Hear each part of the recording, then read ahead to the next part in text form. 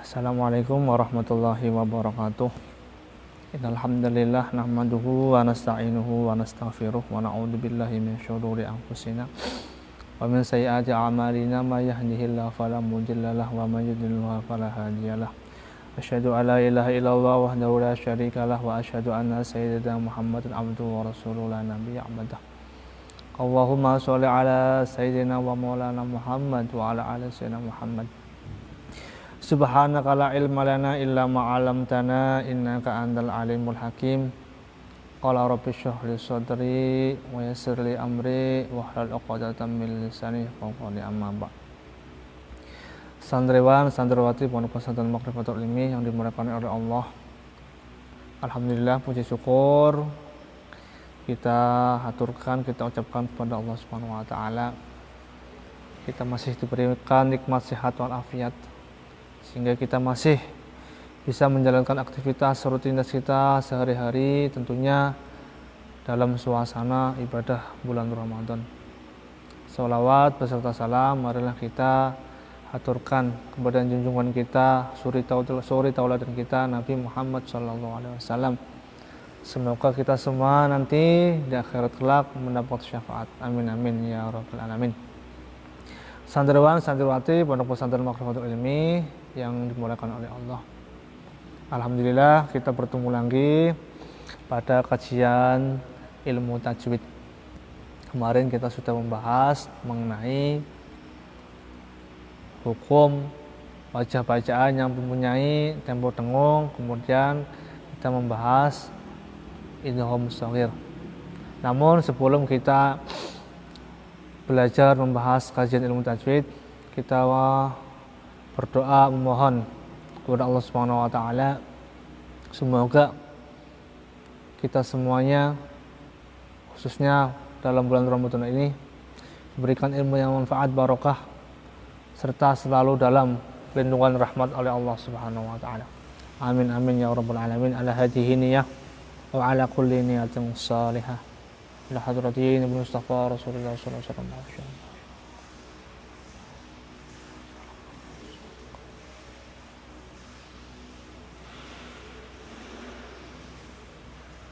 Al-Fatihah. A'udzubillahi minasyaitonir rajim. Bismillahirrahmanirrahim. Alhamdulillahirabbil alamin. Arrahmanir rahim. Maliki yaumiddin. Iyyaka na'budu wa iyyaka nasta'in. Ihdinas shiratal mustaqim. Shiratal ladzina an'amta 'alaihim ghairil maghdubi 'alaihim waladdallin. Baik, santriwan santriwati yang dimuliakan oleh Allah, alhamdulillah. Kajian ilmu tajwid kali ini kita akan membahas mengenai at-tafkhim dan at-tarqiq. Sekali lagi kita akan membahas at-tafkhim dan at-tarqiq. Mungkin ada yang sudah pernah mendengar atau sudah pernah belajar ataupun belum pernah dengar sama sekali apa itu at-tafkhim, apa itu at-tarqiq dalam kajian ilmu tajwid. At-tafkhim ya, at-tafkhim yaitu di sini diterangkan at-tafkhim huwa ibaratun ala sautil harfi indan nutqi bihi fayamtali'ul famu bisodahu. Ya. At-tafkhim adalah sifat ketebalan suatu huruf. Sifat ketebalan pada suatu huruf di mana ketika ia diucapkan, ya, posisi rongga mulut dipenuhi oleh gema suara. Suaranya bergema, gema suara. Seakan-akan rongga mulut dipenuhi oleh makanan. Jadi at-tafkhim itu ya, sifat ketebalan pada suatu huruf di mana ketika huruf itu diucapkan, ya, posisi rongga mulut suaranya menggema. Ibaratnya seakan-akan mulutnya, rongga mulut kita dipenuhi makanan. Nah. Seperti ada, kalau kita di perutnya ada makanan, itu namanya ketebalan, tafkhim. Nanti ada lawannya tarqiq. At-tafkhim Itu pengertiannya. Sedangkan apa itu at-tarqiq? Ya, ini lawan dari tafkhim, yaitu sifat tipis. Ya. Yang ketika diucapkan posisi rongga mulut tanpa dipenuhi gema suara. Lawan dari tafkhim at-tarqiq. At-tafkhim adalah tebal, sifat ketebalan. Kalau at-tarqiq sifat tipis. Ketika diucapkan bunyi huruf itu, ya, tanpa dipenuhi gema suara. Jadi seperti itu ya. Jadi tipis ketika dibaca at-tarqiq, ketika membaca kalimat tarqiq itu dibaca tipis. Kalau at-tafkhim berarti itu tebal. Seakan-akan mulut kita dipenuhi makanan. Nah. Seakan-akan ada gema suaranya. Tapi kalau at-tarqiq kebalikannya, ya, tidak ada gema suaranya atau dibaca tipis. Kemudian ya, huruf-huruf sifat-sifat yang mempunyai at-tafkhim dan at-tarqiq ya, dibagi menjadi 3 macam ya. Yang pertama, huruf-huruf yang dibaca at-tafkhim ya. Yang pertama ini, apa saja huruf-huruf hijaiyah yang dibaca at-tafkhim atau tebal. Kita lihat ya, apa saja huruf-huruf yang dibaca at-tafkhim. Yang pertama yang dibaca at-tafkhim, yakni yang pertama ada huruf-huruf isti'la. Isti'la itu apa? Kemarin sifat isti'la kita sudah bahas ya, pangkal lidah naik ke atas atau ke langit-langit. Hurufnya ada berapa? Ada 7. Disingkat khussah dotin kit. Khussah dotin kit. Ya. Kha, sad, do, ghin, to, qaf, zo. Itu adalah huruf-huruf isti'la. Nanti lawan kata daripada istifal. Lawan sifatnya istifal, isti'la. Ya, isti'la. Di huruf-huruf isti'la 7, khussah dan kha, sa, da, gha, ta, qa, za. Ya, itu ketika dibaca di dalam Al-Qur'an itu dibaca at-tafkhim. Ya, jadi huruf-huruf isti'la semuanya ya rata-rata dibaca at-tafkhim. Ya. Kemudian yang pertama, jika huruf isti'la berharokat fathah dan sesudahnya berupa alif. Jadi huruf-huruf isti'la yang berharokat fathah dan sesudahnya berupa alif. Alif berdiri. Ya.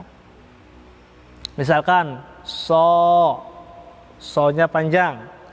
Ya. So berharokat fathah. So adalah huruf isti'la. Dia berharokat fathah. Setelah fathah ada berupa alif. Nah, baca otomatis dibaca tebal, tafkhim. So. Nah, tebal ya. Nggak mungkin tipis. Se, nggak mungkin. Tapi so. Ada gema suara.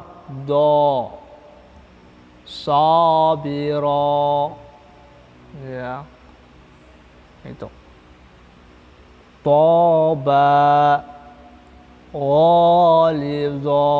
Nah, bacaan seperti itu huruf isti'la ya, apabila bunyi huruf isti'la berharokat fathah dan sesudahnya berupa alif, itu pasti dibaca tebal atau tafkhim. Ada 7 jadi huruf-huruf isti'la. Nah, ini perlu diingat ya. Seluruh santri khususnya perlu diingat huruf-huruf isti'la. Toba, toha, sabira, walido, qa, do. Nah, itu pasti dibaca tebal. Dan jenis ini ini yang paling tebal. Ya, jenis ketika ada huruf isti'la berharokat fathah dan sesudahnya berupa alif, ini tafkhim yang paling tebal. Kemudian selanjutnya jika huruf isti'la berharokat fathah dan sesudahnya bukan alif. Huruf isti'lanya kayak huruf to, huruf so, huruf kho, ya, dia berupa harokat fathah tapi sesudahnya tanpa huruf alif. Ya. Itu juga dibaca tebal, tapi lebih tebal daripada yang pertama tadi, sesudahnya ada huruf alifnya. Misalnya doroba, ya, toba'a. Huruf isti'la berupa berharokat fathah, itu dibaca tebal.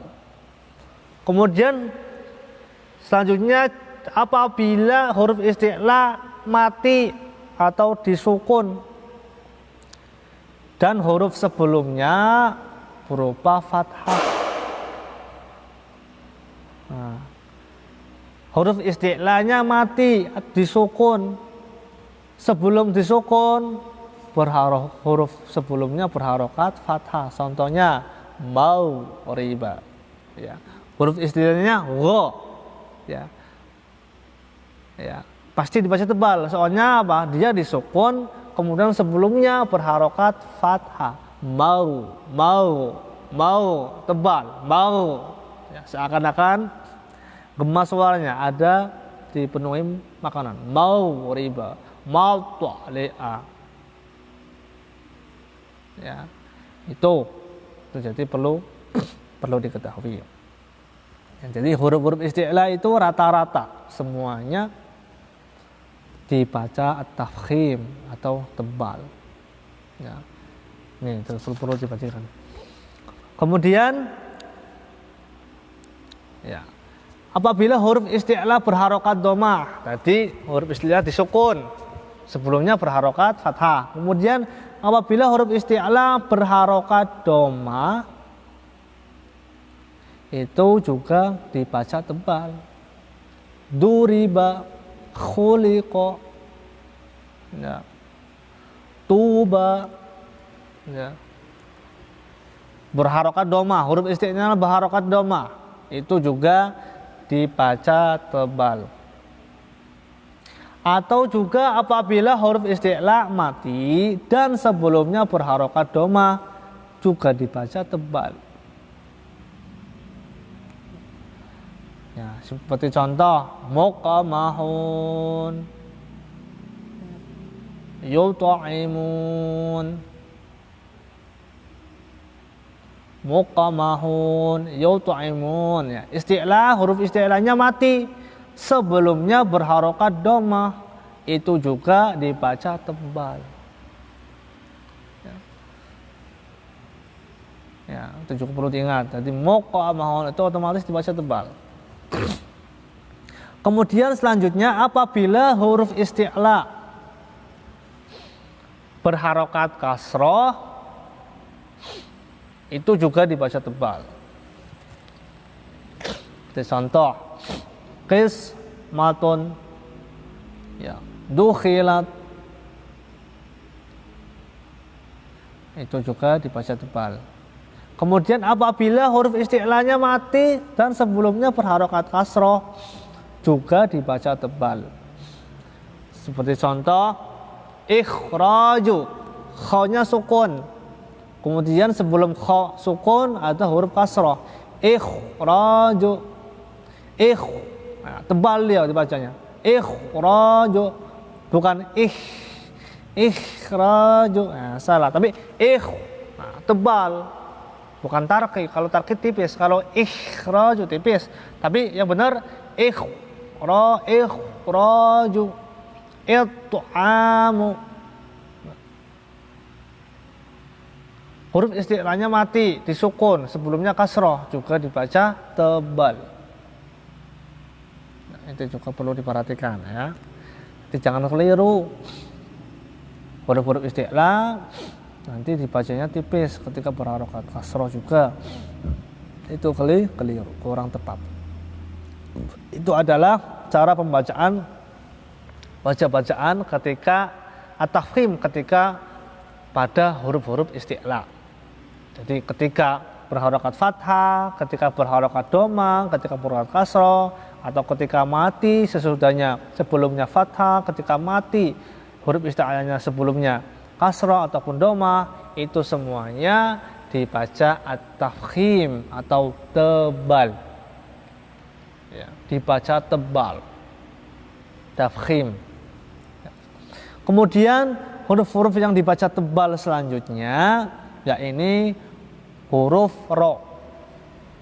Huruf ro yang berada di awal atau di tengah kata atau kalimat.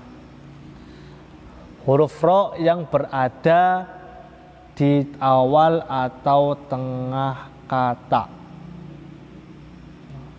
Contohnya, ya, apabila ro berharokat fathah, ro berharokat fathah itu juga tebal, ro, ya, aro'aita, rohmah.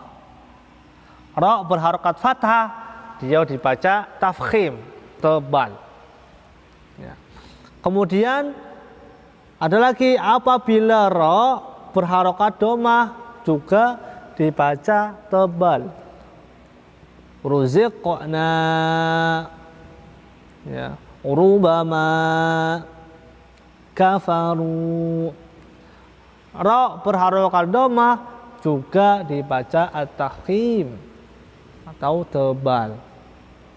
Kemudian contoh selanjutnya, apabila ada huruf ro mati atau sukun terletak sesudah huruf yang berharokat fathah. Ada ro mati, ya, sebelumnya berharokat fathah. Misalkan contoh, arsalna dibaca aru, jangan jangan tipis tapi tebal, tebal. Ya, ada gema suara, arsalna. Ya. Itu. Ya. Kemudian contoh selanjutnya, apabila ada huruf ro mati atau sukun, ya, sebelumnya berharokat doma. Sebelum huruf ro berharokat doma. Yurzakun,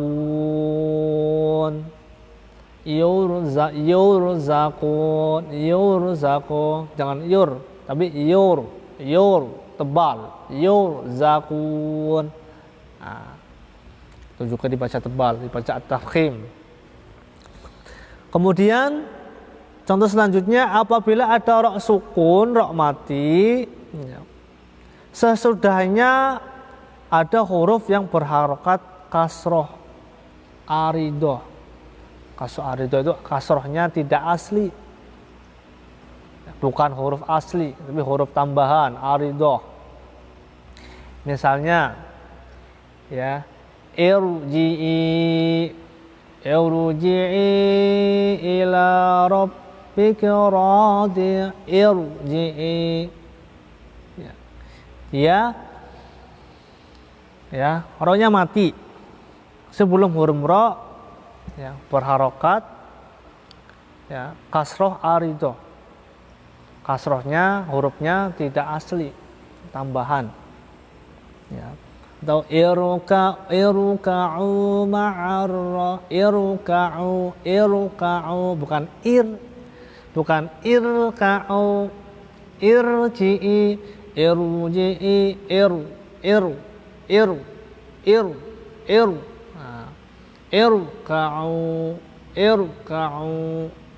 irji'i, ya, dibaca tebal, ya. Ini perlu diperhatikan, ya.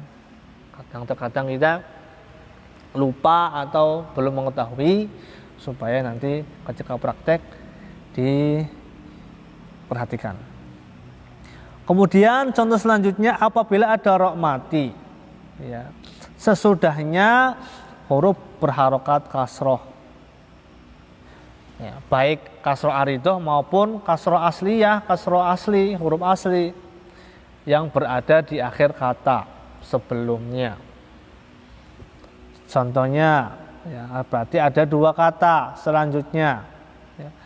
Inirtabatum Rabbirhamhuna Rabbirhamhuna Rabbirhamhuma.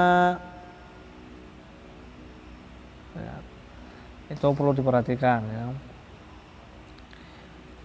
Inirtabatum Rabbirhamhuma Rabbir tebal Rabbirhamhuma baca tafkhim. Kemudian contoh yang selanjutnya, apabila sebelum huruf ro mati berharokat fathah, berharokat kasroh. Sebelum ro mati berharokat kasroh asliyah. Dan sesudahnya berupa huruf isti'la. Ya, ro mati sebelumnya kasroh, sesudahnya huruf ro, huruf isti'la. Tadi isti'la hurufnya ada 7, khusadatin qid. Ya, misalkan contoh firqatun, firqah, qirtasun. Jadi firqah apabila ada ro mati, setelahnya huruf isti'la, ro matinya sebelumnya kasroh, itu pasti dibaca tafkhim tebal, bukan firqah.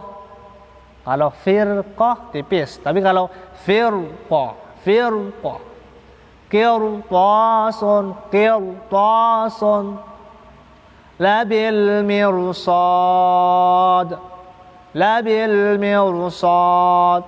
mirsad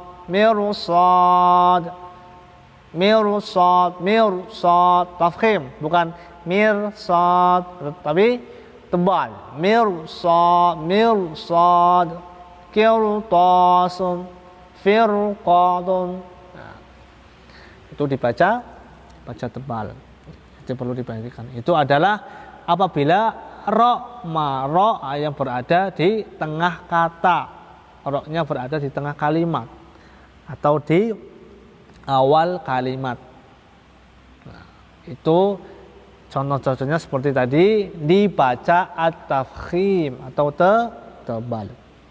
Kemudian huruf yang dibaca tafkhim selanjutnya, yakni huruf ro ketika berada pada akhir kata atau akhir kalimat. Huruf ro yang berada di akhir kata. Ya. Baik ro-nya nanti matinya mati asli, ya, atau aridoh, baiknya asliyah atau aridoh. Bagaimana contohnya? Nah, yang pertama, sesudah huruf yang berharokat fathah, misalnya ada ro mati, ya, sebelumnya berharokat fathah, ro-nya mati itu sebelumnya berharokat fathah. Misal contoh, wanhar, wal qamar, wala nazar. Nah, itu juga dibaca tafkhim tebal. Ro mati sebelumnya berharokat fathah. Wanhar, wal qamar, wala tazar. Nah, itu dibaca tebal ketika berada di akhir kalimat. Kemudian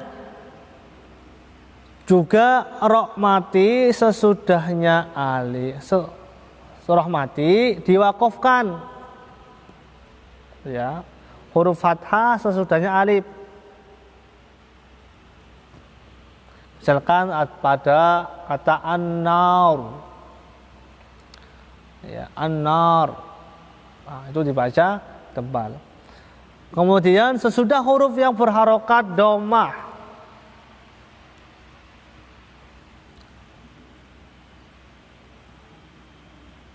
Jadi rok mati sebelumnya berharokat doma.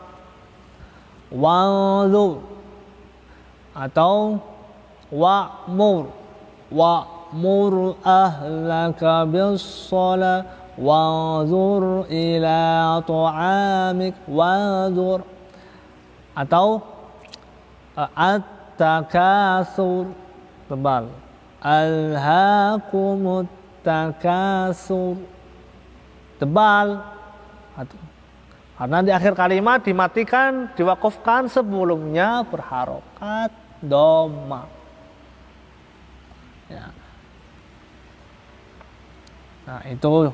Kemudian selanjutnya sesudah wawu mati, rok matinya diwakafkan sesudah wawu mati. Misalkan contoh fis sudur nah, fis sudur ini juga dibaca tebal ketika ro berada pada akhir kata. Kemudian huruf yang dibaca tafkhim selanjutnya, dibaca tebal selanjutnya, yakni adalah lafadz lam pada lafadz al-jalalah atau lafadz Allah. Lafadz lam pada lafadz Allah, lafadz al-jalalah. Bagaimana contohnya? Apabila ada lafadz Allah dibaca dari permulaan, dari awal, dibaca awal kata atau permulaan kata. Lafadz Allah, misalnya Allahus Samad, Allahu Akbar, dibaca tebal Allahnya, lamnya. Allahus Samad, Allahu Akbar, dibaca tafkhim, tebal. Kemudian apabila Allah sebelumnya berharokat fathah, didahului fathah. Qul huwallah, Allah huwallah, ada fathah. Ya. Kemudian setelah fathah ada lafadz jalalah, lafadz Allah, maka otomatis dibaca tafkhim tebal. Qul huwallah, huwallah, huwallah, tebal. Qul huwallahu ahad, qul huwallah.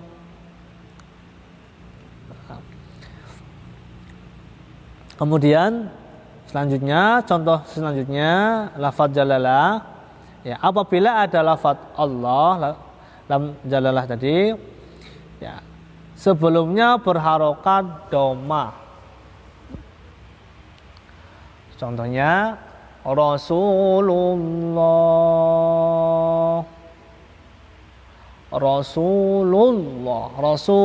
tebal. Rasulullah, tebal. Apabila ada lam jalalah tadi sebelumnya berharokat doma atau setelah doma ya, ada dibaca tebal, tafkhim. Kemudian huruf yang dibaca tafkhim selanjutnya yakni alif. Alif termasuk bukan huruf, salah satu huruf hijaiyah, tapi tanda bacaan mat. Ya. Nah, alif adalah tanda bacaan mat. Ya. Tanda bacaan panjang. Misalkan apabila ada alif, ya, bukan huruf alif, alif. Ya. Kalau huruf berarti huruf hijaiyah, berarti ada hamzah. Ya, karena bunyi a itu bukan bunyi alif, tapi bunyi hamzah. Jadi alif tidak mempunyai bunyi. Ya, alif mempunyai bunyi ketika nanti bergandeng pada bacaan mad berupa fathah. Ya. Contohnya jika ada alif terletak sesudah huruf isti'la. Ada alif yang berdiri ya. Terletak setelah huruf isti'la. Misalkan tadi toba, kola, ada qaf huruf isti'la, ko-nya panjang karena ada alif, jadi bacaan mat. Karena ada fathah bertemu alif maka dibaca mat topi panjang. Qola. Nah, bacaan qola itu dibaca tebal, tafkhim. Qola, toba huruf isti'la. Ya. Ada alif. Qola, toba. Ini juga dibaca tebal, tafkhim. Kemudian ya, contoh selanjutnya mengenai alif yang dibaca tebal ya, apabila ada alif terletak sesudah lafaz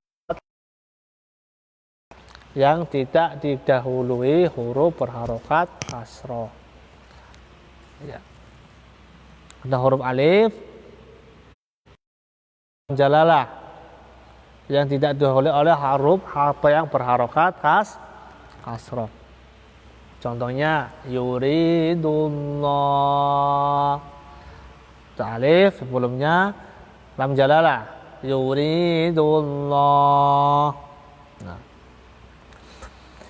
Kemudian contoh pada alif selanjutnya apabila ada alif terletak sesudah ro.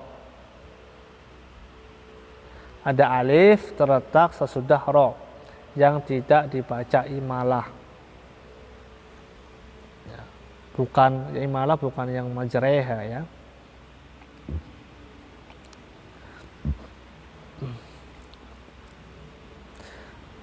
Ya, alif terletak sesudah huruf. Contohnya walau taro. Ya. Ada alif ya terletak sudah ro. Terletak setelah huruf ro. Walau taro. Itu juga dibaca tebal. Itulah hukum-hukum atau bacaan yang dibaca tafkhim. Beberapa contoh yang dibaca tafkhim tadi ada huruf-huruf isti'la atau huruf ro yang berada di tengah kata atau di awal kata, ada huruf ro yang di akhir kata, ada lafaz lam jalalah, ada alif. Itu semuanya apabila kalian semuanya membaca Al-Qur'an, terkhusus santriwan santriwati ya, menjumpai huruf-huruf tersebut dibaca tebal, maka dibaca tafkhim tebal. Jadi itu perlu diingat. Jadi terkadang kita keliru, kita kurang paham, kurang belajar mengenai ilmu tajwid ketika ya bertemu atau praktek membaca Al-Qur'an. Kita atau kurang paham, keliru membacanya, otomatis kurang sekarnya kurang benar ya. Jadi terkhusus santriwan-santriwati yang sedang belajar memahami Al-Qur'an ya, jadi harus sering-sering praktek membaca Al-Qur'an di rumahnya masing-masing.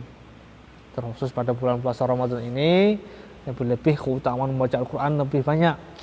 Makanya sering-seringlah membaca Al-Qur'an, praktek di rumahnya masing-masing supaya bacaannya semakin sempurna, semakin betul, semakin lancar, semakin fasih ya, sesuai dengan kaidah hukum ilmu tajwid. Mungkin ini yang dibahas kita pada sore hari ini. Nanti kita lanjutkan pada pertemuan sore besok. Kita lanjut pasti tarkik pada pertemuan selanjutnya. Ya. Mungkin ini yang bisa saya sampaikan pada kajian ilmu tajwid pada sore hari ini. Ya, pesan saya kepada khususnya kepada seluruh santri, ya, teruslah belajar di rumahnya masing-masing, teruslah meningkatkan ibadah khusus pada bulan Ramadan ini. Semoga kita semuanya selalu mendapatkan rahmat dan lindungan oleh Allah Subhanahu wa taala. Apabila ada kesalahan atau kekeliruan, mohon dimaafkan, mohon dibenarkan.